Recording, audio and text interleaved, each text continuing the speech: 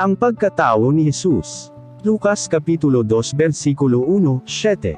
Niadtong panahona, ang emperador sa Roma nga si Augustus naghimo og balaod nga ang tanang mga lumulupyo sa iyang gingharian kinahanglang magpalista. Maukadto ang unang sensus sa panahon nga si Cyreno ang gobernador sa probinsya sa Syria. Busa mipauli ang mga tawo sa ilang kaugalingon nga mga lungsod aron magpalista.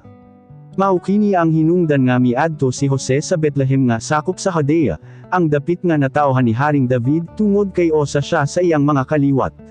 Nagpuyo ni adto si Jose sa Nazareth nga sakop sa Galilea sa dihang miadto siya sa Bethlehem.